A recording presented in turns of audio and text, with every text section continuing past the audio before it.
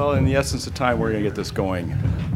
Welcome to the only learning session where wheat is discussed. The topic is to talk about the quality component we've implemented in the yield contest and why we're doing that, and also to show you some results. My name is Steve Yale. I'm with the National Association of Wheat Growers and the Research Director, and I also run the wheat yield contest for the National Wheat Foundation. With me, I have four distinguished experts in the field of wheat production, milling, and demand. First, I've got Steve Wershing. Steve Wershing is with U.S. Wheat. He's been with them for about, I think, 25 years or so now, Steve? Almost, yeah. He spent quite a bit of time ex-U.S., mainly in Latin America, I think, down in Chile and Mexico quite a bit. Steve's job is to secure demand of export wheat in the U.S. We're a 2 billion bushel market, half of it gets exported, and U.S. Wheat Associates and Steve play an integral role in getting product out the door and overseas and other customers. So he's going to talk about the importance of quality as it pertains to our export demand. Then I have Dave Green. Dave Green is with the Wheat Quality Council. He's based out of Kansas City. Prior to that, he spent considerable time with ADM milling. He understands the milling business domestically. He understands the quality issues that we're looking for in a domestic market. So I'm trying to cover both domestic and foreign, and it's going to be interesting to see the similarities between the two. Then I have Dennis Pennington. Dennis is out of Michigan State. He's a wheat extension agronomist up there, knows quite a bit about production of wheat, and we're utilizing him to look at some of the data that we've acquired from the wheat yield contest to give us some preliminary indication of what this can mean to us. And then finally, I have Rick Horton. Rick's with the Horton Seed Services. They're out of western Kansas, Meade, Kansas. I think, is it Meade? No, Leota, Kansas. He's also two-time winner in the National Wheat Yield Contest. So he's got considerable experience in producing high-yielding wheat and does pay attention to quality, and I'll be interested in hear his insights. So with that, I'm going to turn it first to Steve Wershing. He's going to give a little presentation about export demand.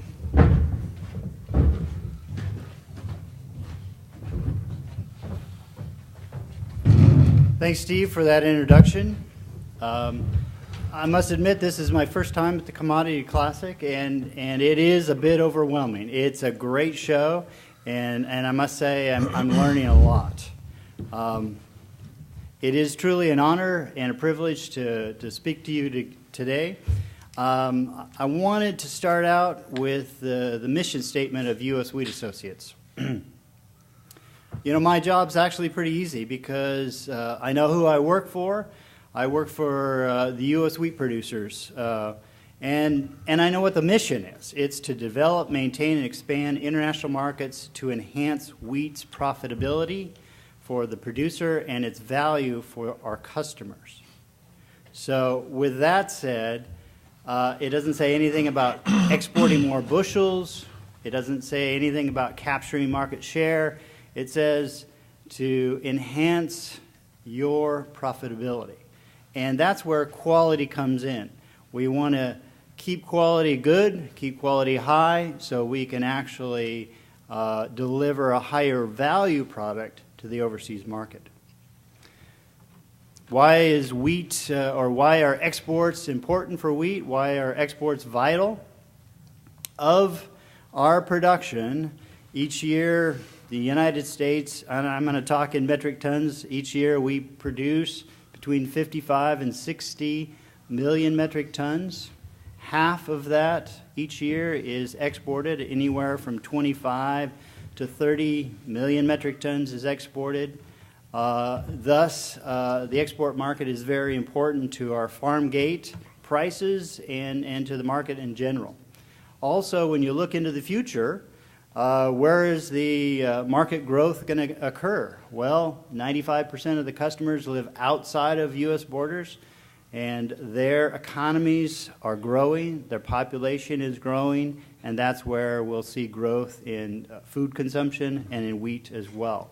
And certainly, ag exports count, meaning that it's important for the United States to leverage this competitive advantage in ag production that we have and contribute to farm income and the balance of trade for the U.S. economy. So just a quick look at the countries that buy wheat from the United States. This is a 5-year average. Certainly some countries come in, they buy a bunch of wheat, and then they're gone for a few years. So this is the 5-year average of customers for the U.S. Japan, Mexico, Philippines, Nigeria, China, and yes, China's in the top 10 for the U.S., as well as the EU, Europe. Drivers in the overseas market.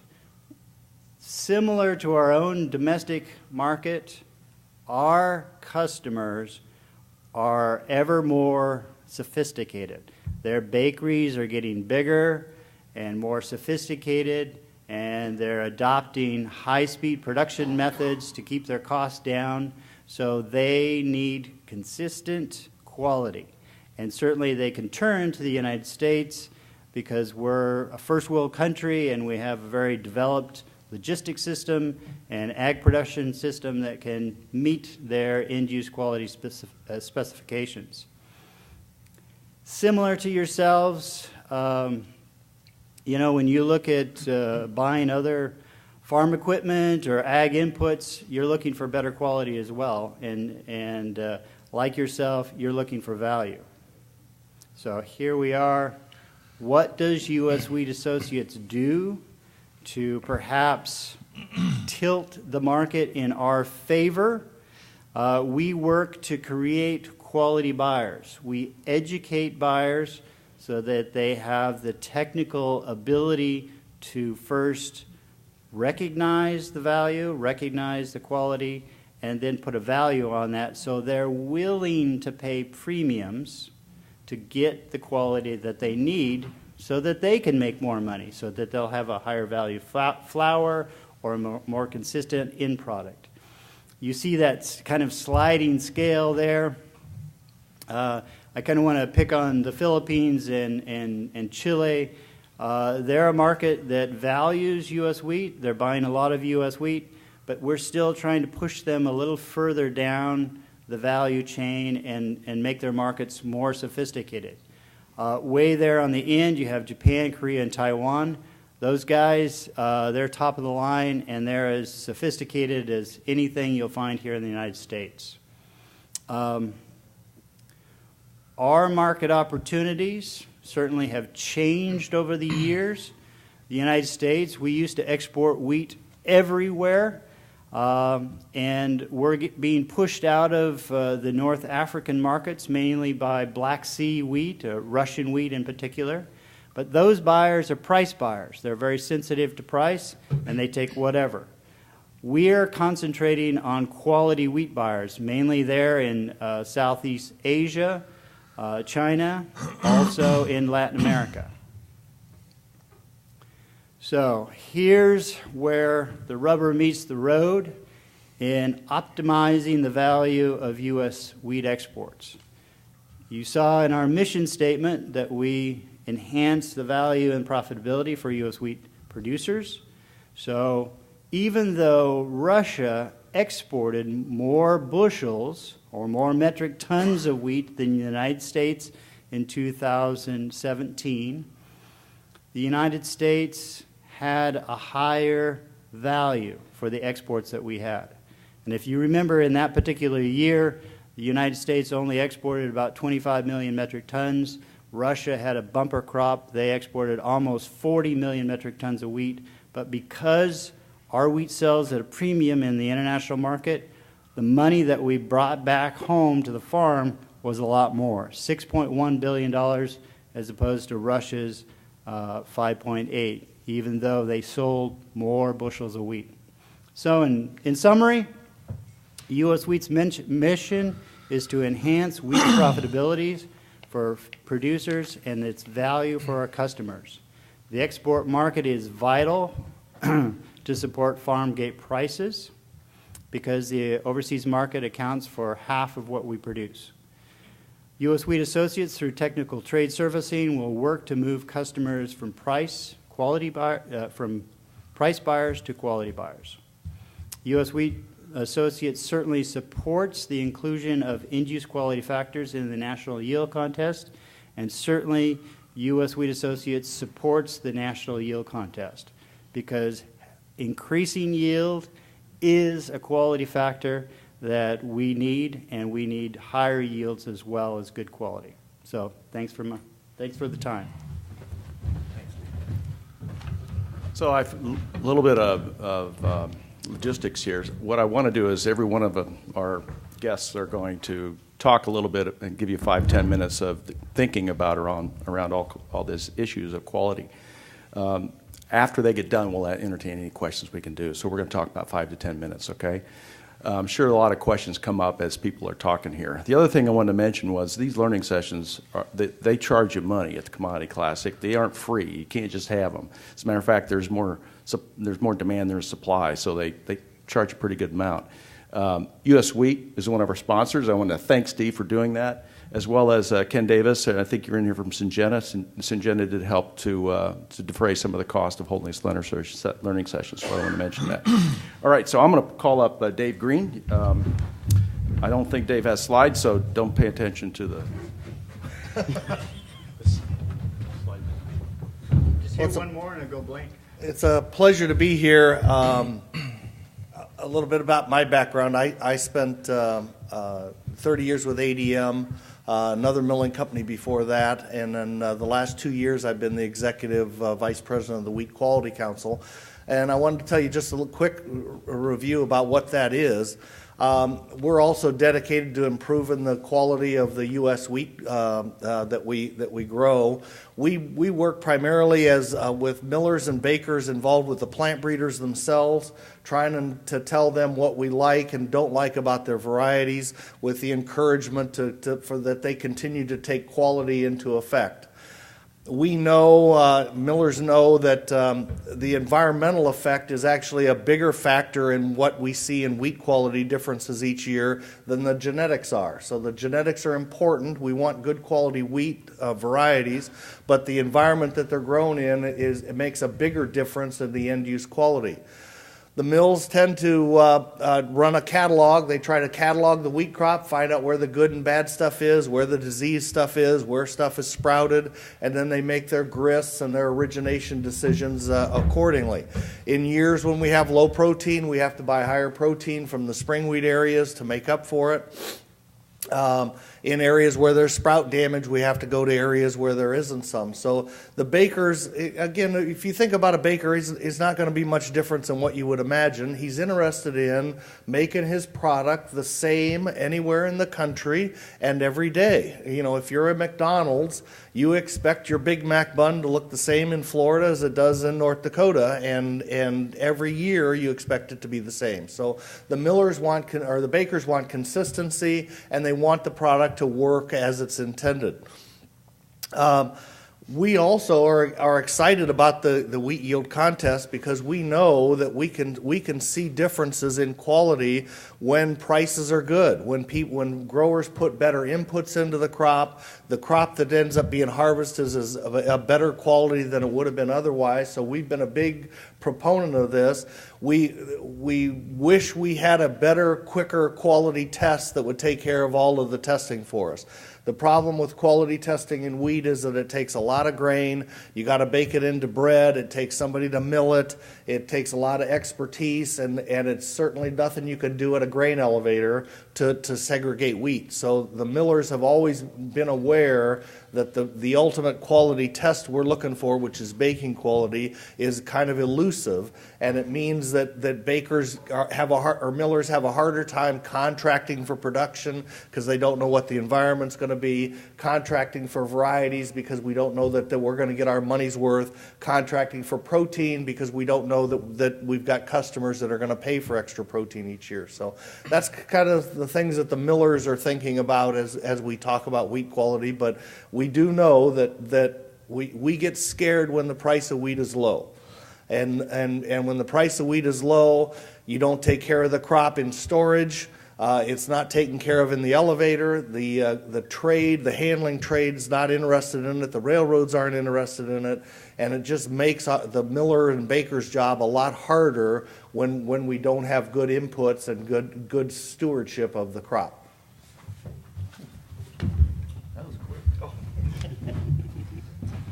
Some really good points he made there. I'm sure you got questions about. All right, so next I'm going to bring up Dennis Pennington, and we're going to get into some of the learnings from this year's wheat yield contest. All right. Well, thanks, Steve. My name's Dennis Pennington from Michigan State University. I'm a wheat extension specialist, and my goal here today is to share with you some information about the National Wheat Yield Contest and go over a little bit of the data from it. So I must confess that my background is actually in agronomy, not necessarily quality, but there's kind of two purposes behind this National Wheat Yield Contest. One is to identify ways that we can keep continually increasing grain yields, but we want to make sure that we're not doing that and sacrificing quality as we do that. So the great thing about this National Wheat Yield Contest is that we gather quite a lot of information from the entrants as they enter into this. So I'll share with you some of the data from there, and then I'll try to wrap up with some quality information from our national winners. So I have summary data from a lot of the inputs and management decisions. These are just kind of a listing of all of the different things that we ask the entrants for when they enter.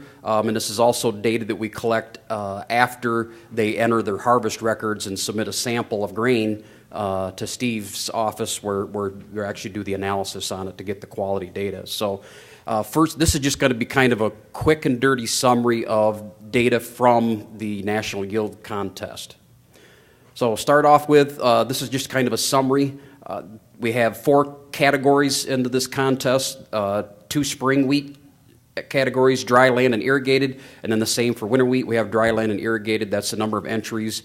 We had the most, 177 from the winter wheat dry land category, followed by the spring wheat dry land category with the second highest number of entries. Now of those 318, we only received 144 records, harvest records online through the online entry system.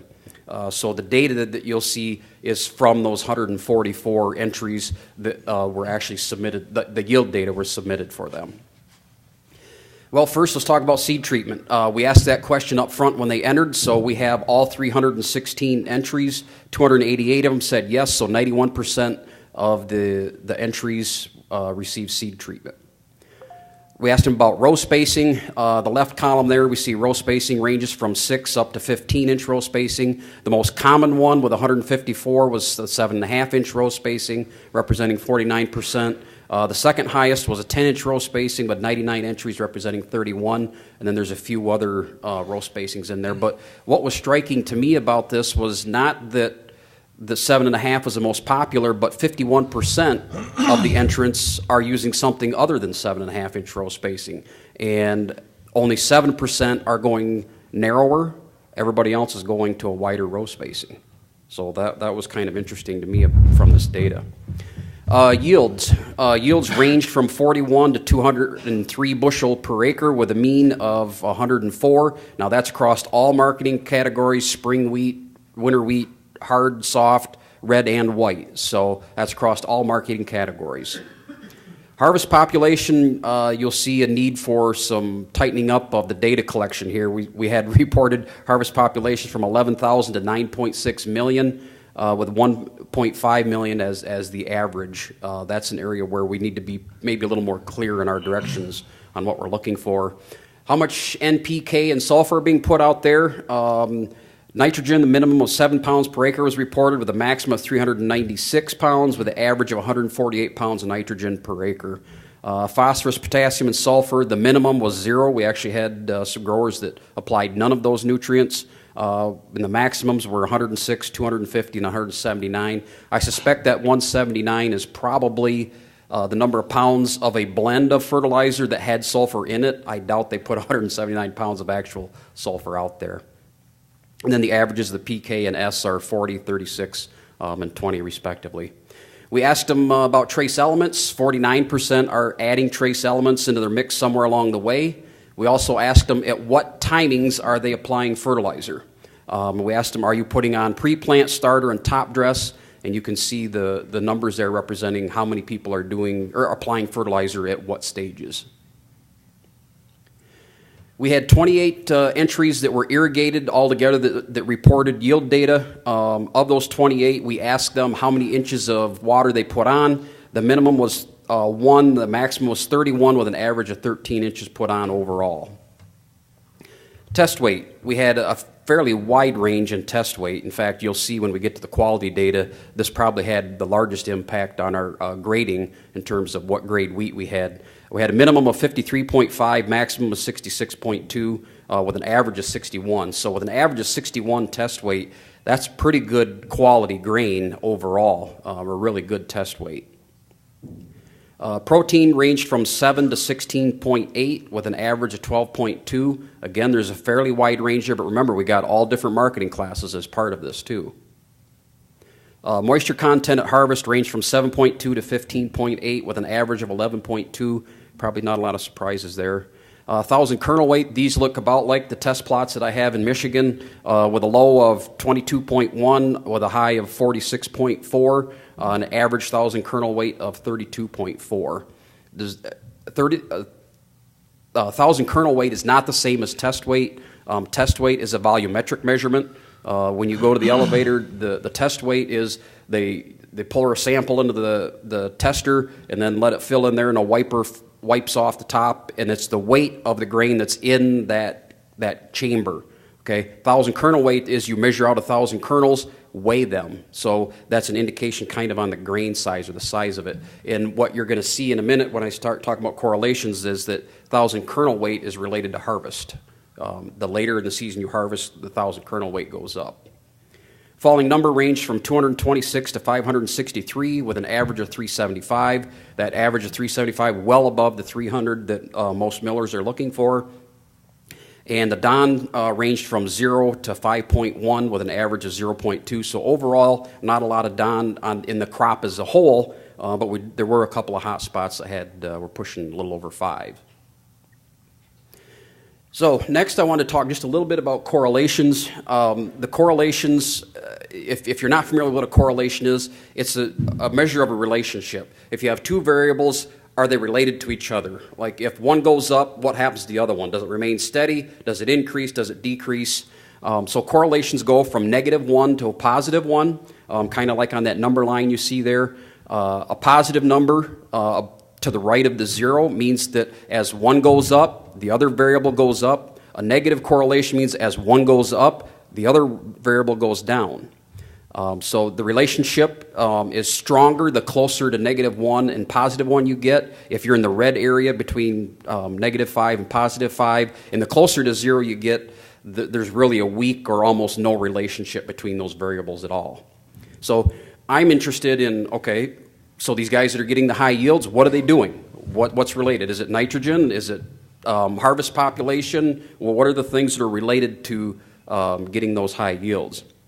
Now, a caveat, remember, this data is limited. It's only 1 year's worth of data, and so I just use caution before trying to draw any conclusions from this. And I'll show you correlations for 3 different variables here in just a second, and this is only for the dry land winter class in this yield contest. I can run other correlations, but I don't have time to break it down by marketing class. So we'll start out with yield. The thing most highly correlated with high yield is nitrogen with a positive 0.59. So that means as yield goes up, the amount of nitrogen applied goes up. You can see 1,000 kernel weight has also got a strong relationship, or fairly strong, at 0.49. Harvest date, what do I mean by harvest date? That is like the Julian date. So the later the harvest is, the higher the Julian date. So the later on in the season you're harvesting, as that number goes up, so does the yield potential go up.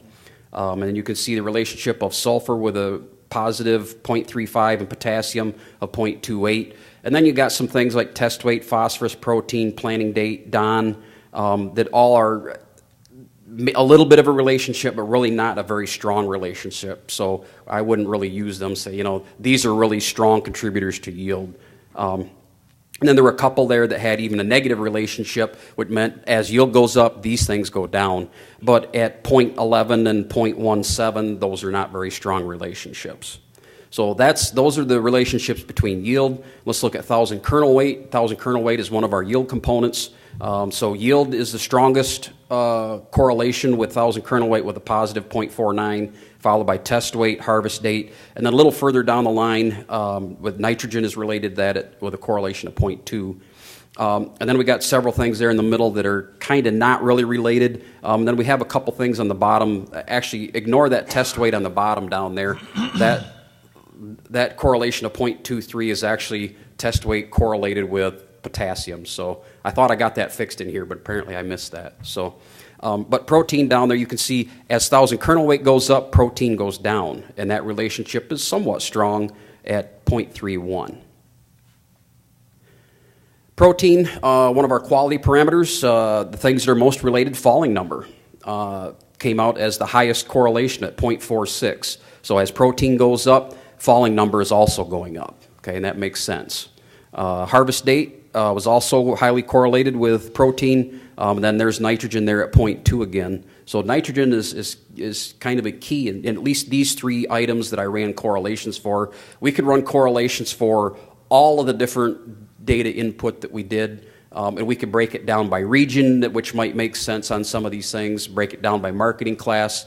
But this is just to give you a taste of some of the kind of information that we can get out of this yield data that we're getting. So I said we wanted to kind of wrap this up with some quality, because we wanted to make sure that the management practices that we're doing here to push our yields aren't hurting our grain quality as well. So let's look at some grain quality data. All samples were graded by the U.S. Federal Grain Inspection Service, and they gave us the grade, test weight, protein, moisture, 1,000 kernel weight, falling number, and DON. And if any of you in the audience here entered samples in here, this was posted on the website. So if you log back in, you can look at what your numbers actually were. And test weight, we're going to see, is probably the largest contributor to the lower grades. But in the chart on the right here, you can see that 121 samples were graded grade 1, 30 of them with number 2, and then we just had a handful that were below number 2 grains. So overall, all these samples that came in were relatively high quality grain samples. Let's look at yield and protein. This is just a bar chart with a line at the bottom. The bars are the yield of the 21 national winners with their corresponding proteins at the bottom. And you can see the proteins are kind of in that normal range that you would expect to see. There's a couple of them that are a little bit low, and that could point to perhaps maybe running out of nitrogen, or there could be some disease pressure as well in some of those. So this is the data that we have. Break out the protein just a little bit. Out of the 21 national winners, there were some that were hard red winter and hard red spring. The target protein for hard red winter is 12%. You can see we had only one of the national winners was below that target. On the hard red spring, our protein target's 14.5, and we did have 3 that were just under that, but not by a whole lot.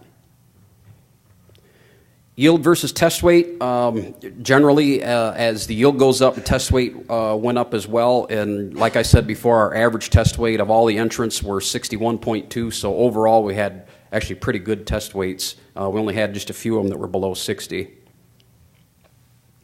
Quality measurement for falling numbers, there's your winners. They had excellent falling numbers. There was only one below that 300. Everybody else was well above that, so from a miller's perspective, I think they would be very happy with these results. Now, the next thing is looking at some of the milling characteristics of this. So this gets into you've got your grain harvested, you've milled it, and now you're going to try to make bread or pastries or whatever out of it. So you got to add water, and we're testing the strength of the gluten and whatnot. I'll try to give you a very maybe basic understanding of what a few of these things are. The flour extraction percent is one of the critical things, and that's pretty simple. It's just how much flour on a percent basis are you able to extract out of the grain. But then, the absorption is the amount of water needed to add. So if you're going to make some dough, how much water do I have to add in order to reach maximum consistency? And so the less water you can use, the better. Peak is the time that it takes when mixing to reach the maximum consistency. So if it takes a lot longer with a batch of wheat, you have to know that when you're making the dough. How long does it take to reach that maximum consistency? Stability is once you reach that maximum consistency, how long do you have to add your other ingredients before you start losing that consistency in the dough, and then you'll start seeing some baking problems when you start to make stuff. So the numbers in green are above the U.S. Wheat Associates report for the hard red spring wheat. And the numbers in red are below those numbers. So they don't report standard deviations in the U.S. wheat report, which would be nice because then we would know, are we close or not close on these? So simply it's either above or below. The number gets either green or a red. And so this is for hard red spring wheat entries. And this is the same chart, only this is the hard red winter wheats. And you can see there's some red ones there and some green ones there as well. But I don't want to get into a whole lot of the detail on them unless you have questions later. And then this is soft white winter wheat, and that rounds out your top 21 yield winners there. So overall, maybe on some of this Farinograph data, maybe there's some things that we can look at there. We really need somebody with better background on the quality to really help me understand, are these numbers reasonable or not? Should they be a green box or a red box? But that's what we have. So to wrap up, just wanted to leave it with some information improvements for 2019.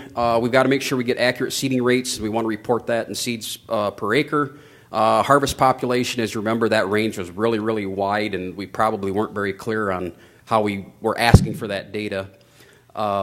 And then just for discussion purposes, and maybe we can hold this to the end, from an agronomy perspective, I'd like to know some of the yield components of this. We have 1,000 kernel weight, but I'd like to know spikelet or kernels per spike, as well as the number of heads per unit area as well. Now that data is very time consuming to get, so maybe that's not possible. You wish and you wish and you wish, and eventually you've overwished what you're able to get growers to submit to you. So, Steve?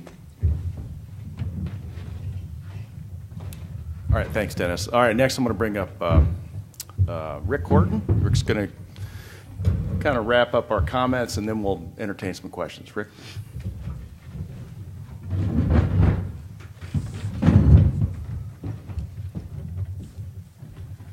Looks like I should have brought a PowerPoint, but so I'm Rick Horton from out in western Kansas, and farm with my dad and brothers out there. We're pretty much 100% dryland farm, and so I think they just kind of wanted a farmer's perspective on the quality side, and really no matter how you look at quality when it comes to wheat, it's expensive.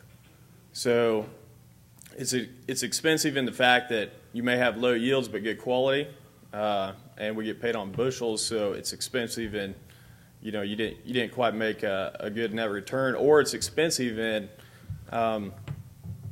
you got to have a lot of inputs to increase yields and maintain quality. So it's expensive either way that you do it, but I mean by far when you're looking at net return, the higher the yield, maintaining quality, that's really where the U.S. Wheat industry is probably headed. So I don't really think that we have necessarily a quality problem with our wheat right now. I think it's probably more along the lines of a agronomic issue. So as genetics, as we're starting to improve the genetics in wheat, we're starting to hit new yield potentials. And, out there in western Kansas, 2016 was probably the best year we've had since maybe 2010. And we've changed a lot of our agronomic practices. New genetics came online, and all of a sudden we knew it was possible to start to go over 100 bushels. So back up just a sec. We're 18 to 20 inches rainfall, but we do have good soils out there. So we knew that we were going to start hitting 100 bushels yields across quarters, and that was going to start to be, some field averages. And we thought we knew what it took to maintain quality, but we weren't really quite there. So now we've had to kind of raise all these levels of what we're doing. We're now using 2.6 pounds of nitrogen per bushel of yield to achieve. We want to maintain like a 12.5 to a 13 pro. And kind of no matter what, we're always discounted or paid a premium. So 2 years ago, when we had a bunch of low pro, you were getting paid premiums for protein. Really wasn't a premium. You were just getting paid what we should be getting paid for wheat, and everybody else was getting discounted. So everybody got paid the premium this year in a basis increase. So you go from 2017 out west, where you got $1.30 under basis, to we ran right at an even basis there right at harvest time, because we knew that we had a protein crop coming, mainly because the agronomics on a lot of farms are starting to kick in. So millers knew we were going to have pretty good protein, and the yields were down. Just it was a pretty poor year for dryland production out there. So what do we do on our farm to maintain quality? Really, we just kind of worked the math backwards is what we did. We said, we want to raise 100 bushel wheat. What's the most efficient way we're going to get there? So we would look at all of our different varieties. We would test. Seeding rates are really big on our farm. We want to find, and when I say a seeding rate, that is a whole conglomerate of factors that comes back to, we want a final head count at the end of the day. So we know that variety X can put 45 berries per head, and variety Y can maybe only put in 30 berries per head. So we might need 52 heads per foot on a final yield, or on a final stand on a 10-inch space drill, and in 1 foot, we need 52 heads of one to make 100 bushel wheat. We need 64 heads of another variety. So once you get that figured out, then how much nutrients do we have to have? We'll test 0 to 6, and then we'll test 6 to 24. And we actually believe that for our soil types, we have good deep 6-foot soils. So we actually want to push a little bit of nitrogen down. So we'll actually front load quite a bit of our nitrogen, because we're pulling our seeding rates back, and we're getting nitrogen a little bit deeper into the ground to where we're actually going to still have some when it comes time to finish. All of our crops out west, we finish down in the 3rd and 4th foot. So we want to see a little bit of that nitrogen, make it down closer to that 2nd, 3rd foot, so that when we're finishing at the end, we're still pumping in back up into that plant. So, and then so basically past that, it's the basics. You just take the yield that you want to achieve, and you use your ratios, and you put the fertilizer out there to achieve that yield. And that's just a lot higher than what most wheat growers are used to.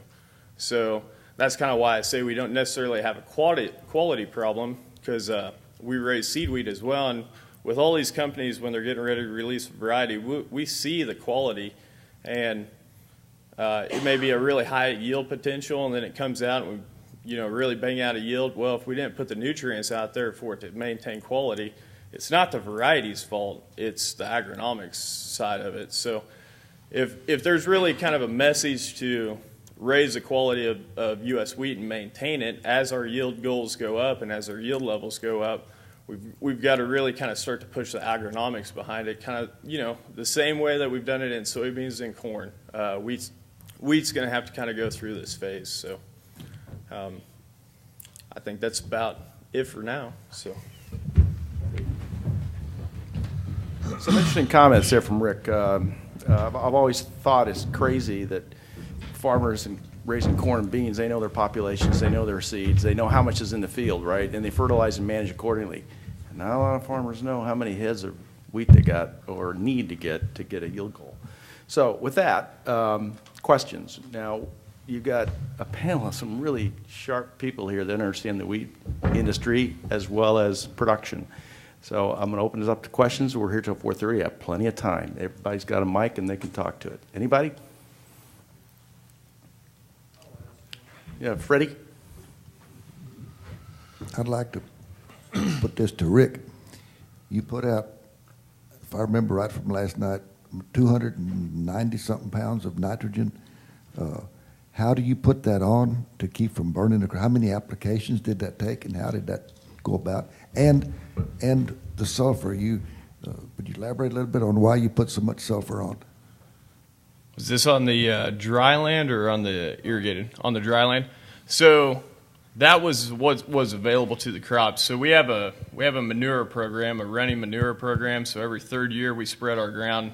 We spread 5 tons of conditioned manure, which is 150 pounds of N, 150 pounds of P. We'll plant a row crop into that, and then we'll roll into wheat. So what we do is we plant the wheat. First part of December, we go out, we soil sample, and so we run all of our ratios for what's left in that top 24 inches, and then we will apply accordingly. But I believe that field specifically ended up getting an additional, 80 pounds, Alec? 80 pounds early, and then we ran another 40 late, and we didn't necessarily need the second 40 shot, but we were moving really late on the wheat process, and our root system wasn't developed, and we weren't pumping a lot into the plant to really, because you got to load your plant up for it to pull it back out at flower to load up protein in wheat. So we were just trying to kind of overdo it just to make sure that we did maintain protein, but that's part of why we pull our seeding rates back. We front load a ton of our nitrogen on it, and we just 3-stream it on right onto the ground is how we do it. And the sulfur, we like to maintain when sulfur's cheap enough to run it. We'll run a 7-to-1 ratio, 7 pounds of N to 1 pound of sulfur. Helps with our nitrogen efficiency, and then there's some quality aspects to sulfur if you've got enough sulfur in the ground towards late in grain fill. But your soil sampling after you plant the wheat? Yeah. Soil sampled after the plant wheat? The answer is yes. Yep. Well, just a comment. U.S. wheat is unique. I mean, we've got 6 different classes of wheat. Wouldn't it be better? And I apologize if you addressed this before I came in, but you really ought to have subclasses,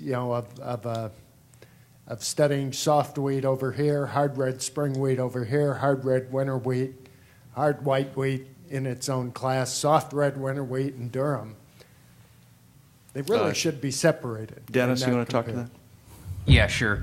So that was one of the things that I did, as a caveat, say that the data that I showed up there was there was 3 main correlations that I showed, just to give you a taste of some of the information, and I just lumped all of the winter wheat dry land category together. But you're right.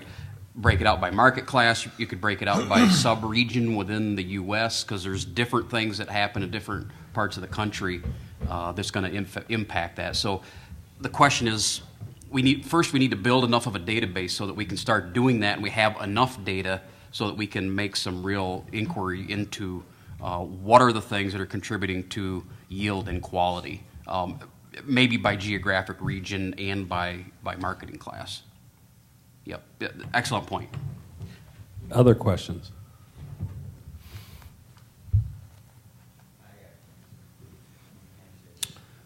So this gentleman's out of Michigan. His name is Dwight Bartle. Oh, goodness.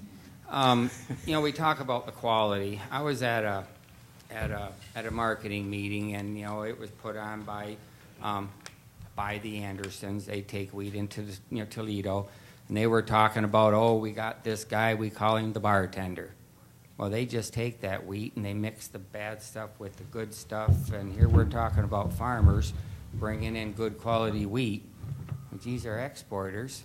How much are they screwing it up for us? I mean, that's our market that they're sending poor quality stuff out. Good enough to make the cut, but let's ship out the good stuff so when they need it, they'll come back to us next time. That's that's a question for Steve and Dave a little bit, I think. Yeah, I think there's no question that the grain standards are very much physically quality based. I mean, that's kind of the idea was that you could get a physical idea basis the grade of what kind of wheat you were processing. It's always been I've actually had a hard time myself with it because, if a farmer is unlucky enough to have vomitoxin in his crop, for example, in Michigan, if that crop can't be blended off, then he's grown a worthless crop. I mean, there's no other market for a 5 or 10 part per million vomitoxin crop, and it would go into the landfill. So from that perspective, our grain system is real good about making sure that we give the maximum amount we can for farmers who had bad luck, whether it was sprouting or low test weight or whatever. However, it's not the best idea to put your best foot forward in the export market because all of those decisions end up really, to your point, damaging your quality that goes overseas. But we do it at the benefit of making sure our discounts are as low as possible. Steve, any comments to that? Yeah, I don't really know quite what to add other than, it's a very competitive market based on a bid-offer system. Well, the question I would ask is, how do the foreign buyers understand that or see that? Yeah, they do. They very much understand that, and they would like to see, less blending and higher quality. And on our side, we actually tell them, well, gee, a certain amount of blending creates consistency to the export.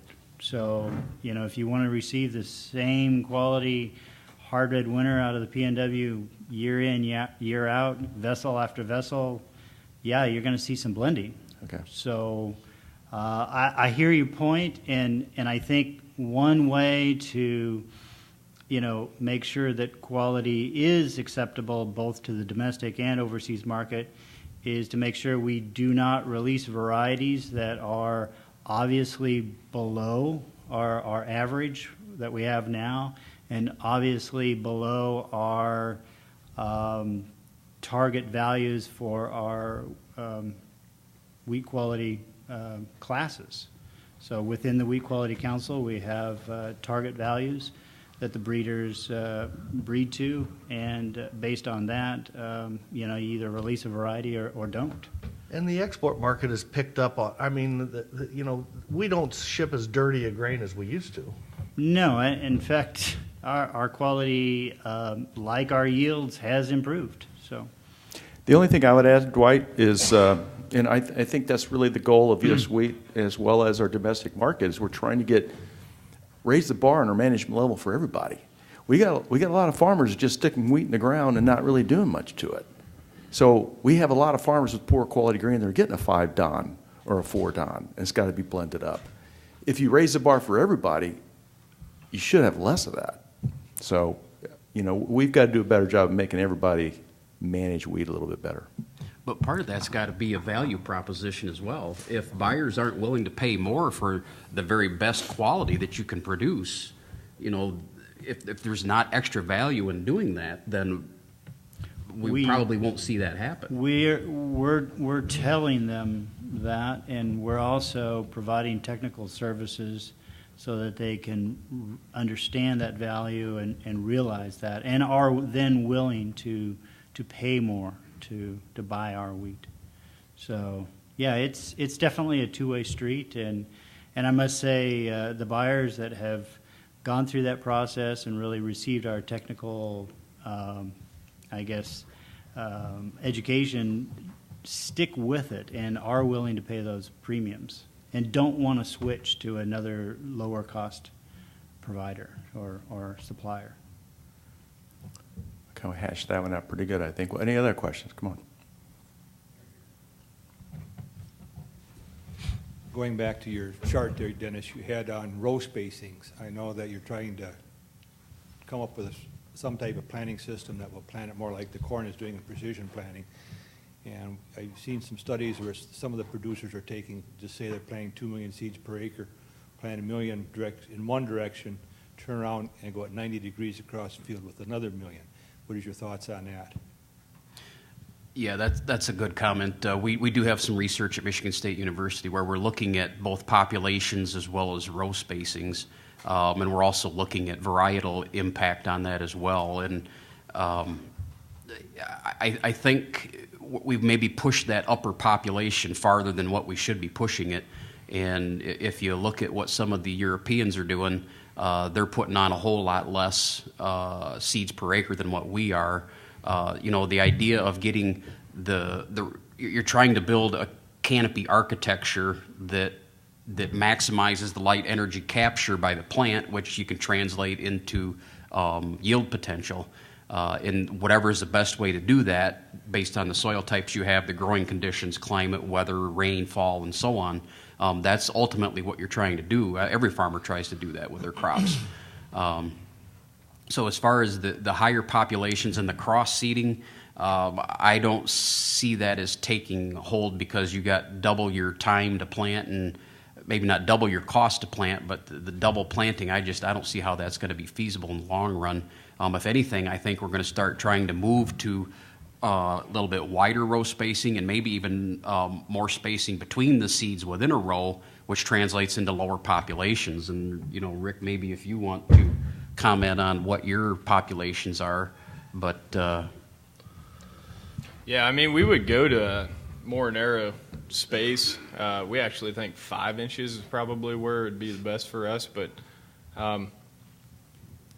our ground gets so hard we couldn't keep a disc drill in the ground, so we're stuck with 10-inch. But yeah, I mean, so the whole point behind our lower populations is we kind of let the wheat plant decide what it's going to do. So we never want to max over what we have the possibility to really finish. And probably in our area on dry land, we may, have the right year, right variety, right field. We may start to see some things go 140 across a quarter.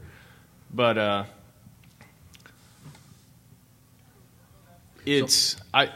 so what we're doing is so once you go between joint and boot stage, the wheat plant is kind of deciding how much it's going to keep, and we can go out to say 20 tillers, so 20 heads per seed, and if we go through a dry spell, we'll start sloughing those things off really easy without really damaging, putting a big moisture pull across the entire field. So we'll maintain a higher low end yield if things go bad. And those tillers, what we've seen is with fewer primary heads, our tiller heads are actually maintaining really good size, and we're reducing lodging is what we're doing. So I don't know that we're going to go wider on spacing, but as yields are going up, depending on your area and your planting date, if you're in an area like we are where it gets cold and you have to plant early and you're going to have fall tillering, we're definitely moving towards a lower population. By far. Okay. Another question. Nice job to all the panelists. Thank you. Wonderful comments from everyone. A comment and a question. Rick, you said some really fascinating things about thinking about your yield components and tillers and the heads you need out there and the types of heads that you have in the field, number of seeds, number of spikelet rows. So I commend you for that. That's really forward thinking, and there's a lot to be, you could dive into that really deeply. And then a question to Stephen. Now that we're 1 year into this quality aspect of the National Wheat Yield Contest, and I think I've seen the protocol for next year, and it's mostly the same for the quality. If you were to just think about 2 years from now or 3 years from now, how might the quality aspects of the National Wheat Yield Contest look? Have you guys thought about the future of it, how to make it more detailed, or will it look pretty similar? Well, the answer to that is twofold. One is I think the board of the National Wheat Foundation, which, by the way, the board consists of it's a 9-member board. There are 5 farmers on that board. There's a milling representative. There's industry supplier representative, and we have 5 farmers and 4 industry representatives, and we try to have milling involved in that to give us some help. So the board helps direct where we want to go with this. this year we wanted to see if we could do it. I mean, I'm going to send out a sample bag to all these farmers and send me 2.5 pounds. Are they going to do it? You know, we didn't know if they would even do it and how to do it and what would we get back. So the first year we kept it to whole grain analysis, and the council told us, we have some advisors as well. Steve Worthing's on another council we kind of used to bounce ideas off of. And they said, if you got enough money, do a flour test and do a pharinograph stability test. And we did that, only on the winners, because that's all we had money for. So the answer to the question is, we're going to do what the board tells us and what the industry wants to do, and that will direct us. We probably need to do more quality tests at the milling level and maybe even some carbohydrate level, right? But again, that depends on cost, how much you can do it. Are we going to have sponsorship to get that done? And secondly, lab capacity. Our labs that do this kind of analysis right now they do have some capacity we can utilize. But if we got to 500 samples we're sending in, it's going to get tight. So now we're going to have to go to regional labs to do various quality tests, and we can do that, and we'll look to do that. Believe me, we will look to do that. But really, the answer to your question is, I think we're going to stick with this now. We're going to stick with doing the winners doing a little bit more in depth, and then look to the future and what we think we need. And then if we can get the money to do it and have the lab capacity to do it, we'll do it. So think of this. First year. Think of this as the flour grades that the mills sell are kind of in a continuum of the softest to the strongest. And depending on what kind of product is being made out of those, that determines what's the optimum bake test, for example. I mean, if you're going to if cookies are your product, then the soft wheat needs to be baked, into cookies.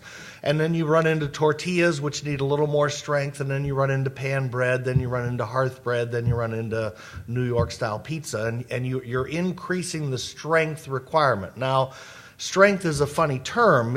Everybody uses it. All the millers and bakers talk about it, but it's very difficult to describe. It means bigger loaf volume. It means it can carry raisins. It means it can hold more water in the dough to make somebody more money. It has all kinds of more tolerance to mix and line problems. So all of this strength continuum has to be sorted out every year by the millers.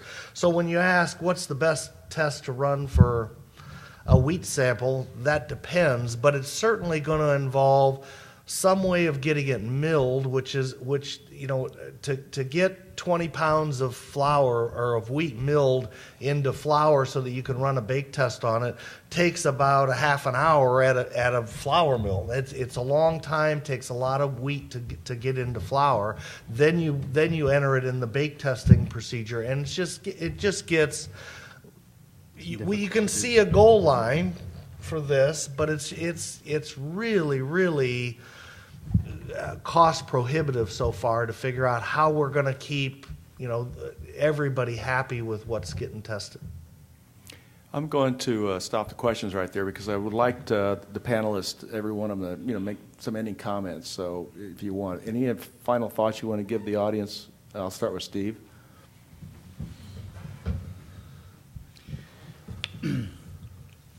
I think we've seen a lot of changes in the industry, and certainly our growers and our industry needs to meet those changes in order to have a really successful future.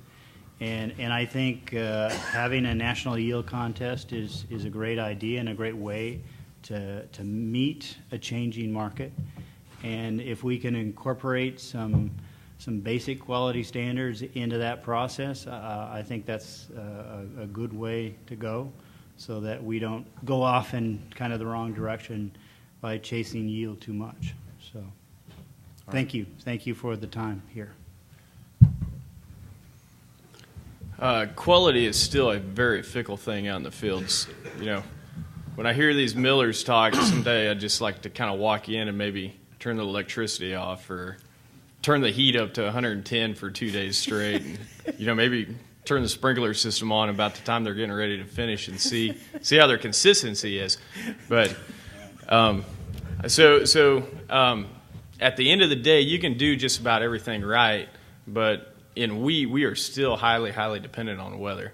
And weather plays a really big role, and I don't think we've really nailed down all the weather factors yet that are combined with the nutrients and agronomics to really understand how we can maintain quality consistently.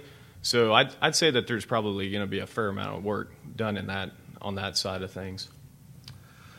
I always told people we are where we are. I mean, who knows how we got here, but we are here, and it's because why don't we pay farmers for protein every year so that they can plan better? Well, they can't store the crop. Some years we get our protein for free, so the bakers have a hard time paying extra for protein for next year if it might come to them for nothing.